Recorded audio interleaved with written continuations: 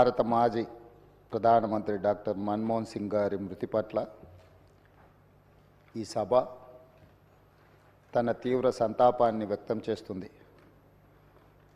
శోకార్తులైన వారి కుటుంబ సభ్యులకు ప్రగాఢ సానుభూతి తెలియజేస్తుంది.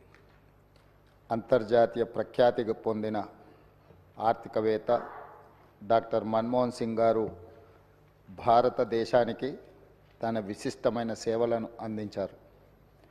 కేంద్ర ప్రభుత్వ ప్రధాన ఆర్థిక సలహాదారుగా, భారత రిజర్వ్ బ్యాంక్ గవర్నర్గా, ప్రణాళికా సంఘం డెప్యూటీ చైర్పర్సన్గా, కేంద్ర ఆర్థిక మంత్రిగా, భారత ప్రధానమంత్రిగా ఆయన వివిధ హోదాలలో తన సేవలను ఈ దేశానికి అందించారు.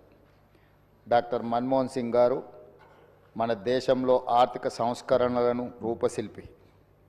1991 మరియు 96 మధ్య కేంద్ర ఆర్థిక మంత్రిగా ఉన్నప్పుడు భారత ఆర్థిక వ్యవస్థను సరళీకరించి ఆర్థిక స్థితిగతుల దిశను మార్చే నిర్మాణాత్మక సంస్కరణలను అమలు చేయడంలో కీలక పాత్ర పోషించారు.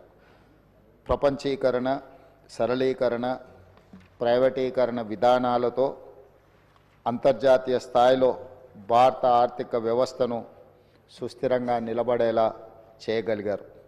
2004 మరియు 2014 మధ్య భారత ప్రధానమంత్రిగా ఉన్న మన్మోహన్ సింగ్ గారు తన పదవీ కాలంలో ఎన్నో చారిత్రాత్మకమైన సామాజిక కార్యక్రమాలకు శ్రీకారం చుట్టారు.